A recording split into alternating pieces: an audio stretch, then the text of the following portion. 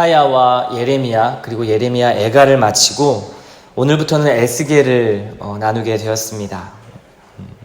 선지서를 보면 반역한 이스라엘을 지속적으로 선지자들이 고발하고 있는 장면을 볼 수 있는데요.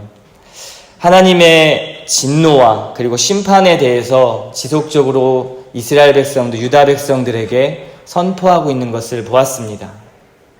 그러나 결국 하나님께서는 그러한 진노와 그러한 심판이 있지만 그럼에도 불구하고 다시 그들을 회복하실 것이고 그리고 이스라엘과 그리고 하나님이 약속하신 그 언약에 대해서 신실하게 지킬 것이다 라는 것을 분명히 전하고 있는 것이 이 선지서의 핵심입니다. 에스겔서도 이와 마찬가지인데요. 심판과 회복이 전체의 중심 주제라고 할 수 있습니다. 그래서 에스겔의 전체 구조를 한번 살펴보면 이렇게 되는데요. 전체 48장까지 쓰여진 이 에스겔서는 1장부터 24장까지가 언약을 파기한 유다의 심판에 대해서 그렇게 말씀하고 있습니다.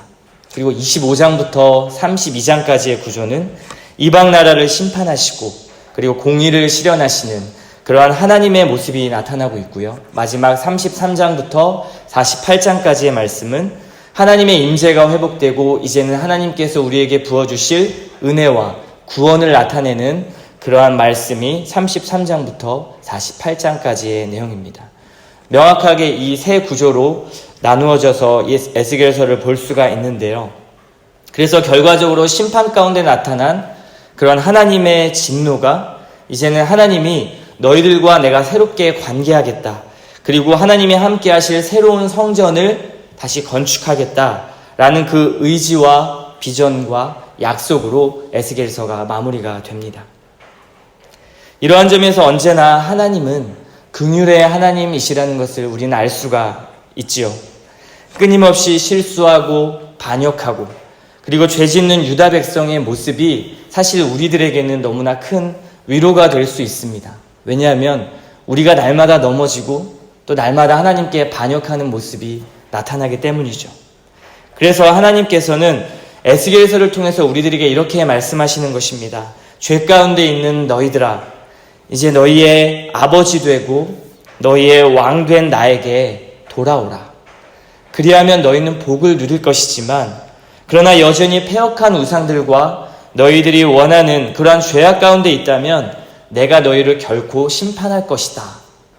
그 심판을 억울하게 생각하지 못하도록 내가 에스겔을 통해서 너희에게 경고하는 것이다 라고 우리들에게 말씀하고 있는 것입니다. 우리는 이 심판의 메시지를 보면서 우리의 생각과 그리고 우리의 관점을 1인칭의 관점으로 두어야 할 것입니다. 만약 3인칭의 시점으로 우리가 성경 속에 들어가지 않고 성경 속에서 나와서 어떠한 다른 사람의 이야기로 본다면 그냥 하나의 무서운 이야기가 될 수밖에 없는 것이죠. 그러나 그 말씀은 늘 내가 그 상황과 그 자리에 나를 대입하고 그 앞에 하나님이 나에게 어떤 말씀을 하시는가를 살펴보아야 합니다. 이 시대와 그리고 나의 배경은 다를지 모르지만 확실한 것은 여전히 우리도 하나님 앞에 죄를 짓고 있고 유다 백성과 같이 날마다 하나님께 반역하고 있다는 사실을 우리는 인지해야 합니다. 그래서 때로는 하나님의 마음으로, 또 때로는 에스겔의 마음으로, 또 때로는 이 패역한 백성들의 마음으로 그 입장으로 우리가 이 말씀을 대할 때 에스겔서의 긴박하고 두려운 하나님의 경고와 심판 그리고 또 소망의 메시지도 우리에게 큰 소망을 주고 감동을 주는 메시지로 다가올 것이라 믿습니다. 그래서 오늘 본문 12장은 이스라엘 백성들이 포로로 끌려갈 것을 상징하는 모습들로 여러 가지 묘사되고 있습니다. 하나님께서 지속적으로 에스겔을 통해서 말씀하셨죠. 돌아오라. 그리고 하나님께서는 여러 가지 기적들을 여태까지 이스라엘 백성들에게 보여주시며 그들을 부르셨지만 그들이 듣지 않았습니다. 그래서 이번에는 에스겔을 통해서 하나님이 상징적인 행동을 에스겔을 통해서 하게 하심으로 이스라엘 백성들을 깨닫게 하려고 하시는 장면입니다. 본문 2절에 보면 하나님께서 이렇게 말씀하시죠. 인자야, 네가 반역하는 족속 중에 거주하는도다. 그들은 볼 눈이 있어도 보지 아니하고 들을 귀가 있어도 듣지 아니하나니 그들은 반역하는 족속입니다. 유다 백성들은 영적 소경이었고 영적 불구자였습니다. 만일 하나님의 말씀을 들을 수 있는 기회가 없었다라고 한다면 사실 변명의 여지가 있을지도 모릅니다. 그러나 하나님의 말씀은 분명히 선포되고 있었고 분명히 들려지고 있었습니다. 그리고 하나님의 일들과 하나님의 기적들, 하나님의 놀라우신 하나님의 행하심들이 이스라엘 백성들에게 지속적으로 나타나고 있었습니다. 수많은 기적들을 본 유다 백성들, 그들은 조상들부터 수없이 하나님의 말씀을 듣고 배우고 그리고 눈으로 보면서 하나님의 말씀을 경험하며 살아온 그들이었습니다. 그러나 그들은 하나님보다 더 큰 것, 하나님보다 더 능력 있는 신이 있을 것이라고 늘 생각해왔고 그러므로 우상 숭배를 하는 그들의 모습이 가장 큰 문제였습니다. 8장과 본문 11장에 등장하는 당시의 바벨론과 그리고 아수르 그리고 이집트의 우상들을 섬기는 그 모습들을 보면 우리는 잘 알 수 있는데요. 우리를 영적 소경과 영적 불구자로 만드는 것은 바로 우상입니다. 우리로 하여금 주님 한 분으로 우리의 갈급함이 채워지지 않게 하는 것, 그것이 바로 우상이라는 것입니다. 결코 나의 내면에 존재하는 그 우상이 있기 때문에 우리가 하나님을 전적으로 신뢰하지 못하고 전적으로 의지하지 못하고 우리의 우상을 의지하며 살아가는 것이죠. 하나님께서는 그 우상을 해결하지 않고서는 이 심판을 면할 수 없다라고 말하는 것이 성경의 말씀입니다. 그렇다면 우리 안에 있는 우상을 살펴보아야 할 것입니다. 내 안에 해결되지 않는 우상, 결코 내가 우상이라고 생각하지 않았던 것이 우상일 수 있습니다. 그 우상을 하나님의 말씀에 비추어서 우리는 발견하고 그것을 무너뜨려야만 합니다. 하나님은 지금 그것을 지적하고 계신 것이죠. 그래서 하나님은 에스겔에게 보지 않고 듣지 않는 그 이스라엘 백성들에게 상징적인 행동을 명령하시는데요. 첫 번째 행동은 오늘 우리가 읽었던 1절부터 16절까지의 내용입니다.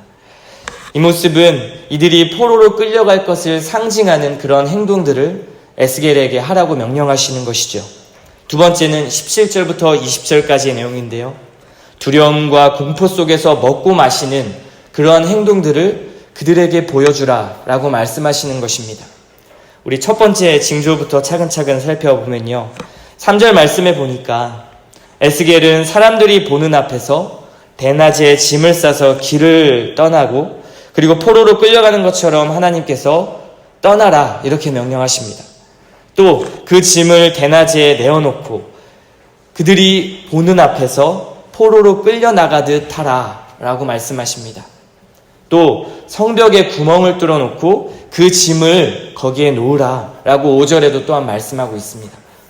하나님이 왜 이렇게 말씀하시는 것일까요? 반역하는 그 유다 백성들이 그 모습을 보고서 깨달을 수도 있을 것이다 라고 말씀하시는 것입니다. 에스겔의 이러한 행동들을 보고 그들에게 내려질 유배의 징조, 포로로 끌려갈 것에 대한 징조를 그 에스겔의 행동으로 보여주라는 것이죠. 이것은 유다 백성들 뿐만 아니라 왕에게도 해당되는 것입니다. 12절에 보면 그 등장하는 그 왕은 이때 당시에 시드기야 왕을 말하는 것입니다. 12절에 어두울 때 성벽을 뚫고 나갈 것이다 라는 이 말은요, 성 바깥으로 나가게 될 것이다 라는 의미입니다. 우리가 구약 다시 앞쪽으로 돌아가서 열왕기하 25장 4절부터 보게 되면요, 시드기야 왕이 바벨론에 의해서 성벽이 파괴되고 그리고 그 성벽으로 도망하다가 결국 붙잡혀서 두 눈이 뽑히게 되고요. 그리고 이 본문 13절의 예언처럼 바벨론 땅에서 결국에 그 땅을 보지 못하고 죽게 되는 일이 벌어지고 맙니다. 눈과 귀가 있어도 하나님을 신뢰하지 못하는 그들에게 에스겔은 그들의 심판의 모습을 하나님의 사인으로 이렇게 보여주고 있는 것이죠. 결국 그들은 멸망할 것이고 이방인 가운데 흩어지게 될 것입니다. 그러나 중요한 것은 하나님께서 남은 자들을 통해서 그들의 죄를 알게 하시고 그들의 죄를 자백하게 할 것이다 라고 성경은 이야기하고 있습니다. 하나님은 반드시 죄값을 물으시죠. 우리는 반드시 그래서 우리의 죄를 하나님 앞에 고백해야만 합니다. 하나님을 반역하고 살아가는 우리 삶의 전체를 하나님 앞에 내어놓고 그리고 회개하며 돌이켜야 하는 삶이 일회적으로 끝나는 것이 아니라 날마다 하나님 앞에 이런 회개가 이루어져야 한다는 것입니다. 왜냐하면 우리가 날마다 하나님 앞에 죄짓기 때문이죠. 하나님은 다른 것을 원하시는 것이 아닙니다. 많은 헌금을 내어놓는 것도 또 종교적인 열심을 내라는 것도 하나님이 원하시는 것이 아니죠. 의무적인 기도의 시간을 채우라는 것도 하나님이 원하시는 것이 아닙니다. 하나님이 진정 원하시는 것은 그 전지전능한 하나님이 필요하신 것이 무엇이 있겠습니까?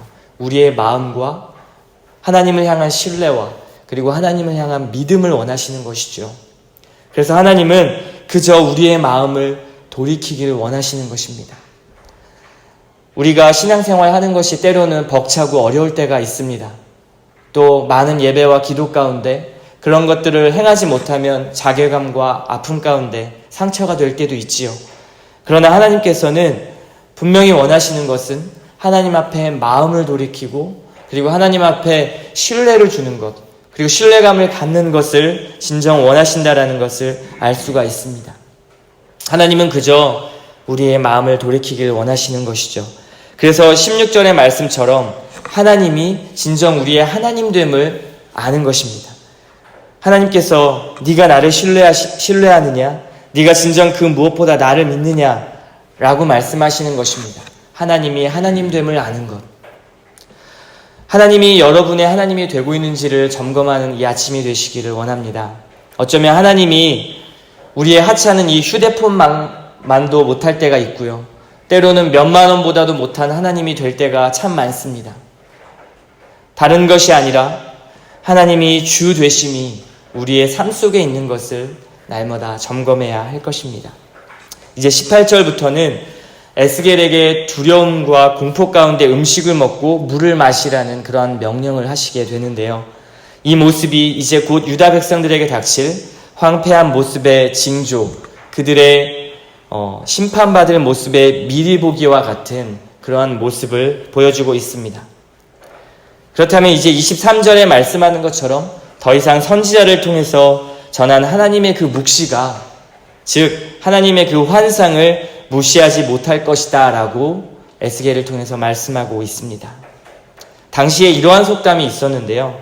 세월은 흐르지만 환상은 이루어지지 않는다라는 그런 유대민족의 속담이 있었던 것 같습니다.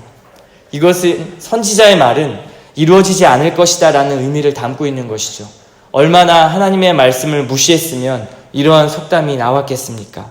얼마나 하나님의 말씀을 빙자해서 헛되이 전하는 가짜 선지자들이 있었기에 이러한 속담까지 생겼을까요? 그래서 24절에는 이제 다시 이스라엘 족속 중에 이러한 헛된 묵시나 이런 헛된 환상이 없을 것이다 라고 하나님께서 말씀하시는 것입니다. 무엇입니까? 가짜 선지자들 그리고 하나님의 말씀을 무시하는 이러한 그 족속들은 모두 다 심판하실 것이기 때문입니다. 이어서 하나님께서는 에스겔에게 이렇게 또 말씀하시죠. 이스라엘 백성들은 지금 네가 보는 환상이 먼 훗날에 이루어질 것이라고 말하겠지만 이것은 더 이상 미뤄지지 않고 나의 한 말은 반드시 이루어질 것이다 라고 성경은 말하고 있습니다. 때론 우리도 하나님의 말씀이 과연 이루어질까? 또는 그것이 언젠가 이루어지겠지라는 그냥 막연한 생각으로 하나님의 말씀을 대할 때가 있습니다. 분명한 것은 하나님께서 하신 말씀은 이루어진다라는 것입니다. 각자의 우리의 삶 속에서 하나님께서 역사하시는 방법과 그리고 하나님이 주시는 사인은 다를 수 있습니다. 그러나 분명한 것은 하나님의 말씀은 이루어진다라는 것입니다. 우리는 계시된 이 하나님의 말씀을 기준으로 그러한 하나님의 사인과 하나님의 섭리를 반드시 분별해 내야만 할 것입니다. 오늘 본문 2절의 말씀처럼 영적 맹인된 이 유다 백성들, 영적 불구자가 되어버린 이 유다 백성들처럼 되어서는 안 되는 것이죠. 하나님은 그래서 에스겔을 통해서 경고의 메시지와 사인을 보내셨습니다. 그러나 그들은 눈과 귀가 닫혀 있어서 분별하지 못했습니다. 보지도 듣지도 깨닫지도 못했습니다. 여러분, 하나님의 사인을 잘 보고 그리고 잘 듣고 영적으로 민감하게 귀 기울여야만 할 것입니다. 이것을 다른 말로 한다면 깨어있는 신앙인이 되어야 한다라는 것이죠. 우리는 하나님 앞에서 잠자는 자가 아니라 늘 깨어있는 자가 되어야만 합니다. 하나님은 우리에게 수많은 방식으로 하나님의 뜻을 알게 하시고 그리고 깨닫게 하시고 경험하게 하시기 때문에 그렇습니다. 하나님이 누구신지, 하나님이 무엇을 하시고 계시는지, 그리고 하나님이 나에게 무엇을 원하시는지 깨어있지 않으면 우린 유다 백성들과 같은 모습이 될 수밖에 없을 것입니다. 오늘 이 아침에도 우리의 눈과 귀를 열어주시고 겸손한 태도로 주님의 음성을 듣고 그리고 주님이 우리에게 베풀어 주신 그 은혜에 감사하며 나아가는 그러한 하나님의 사인을 깨닫는 그런 귀한 아침이 되기를 소망합니다.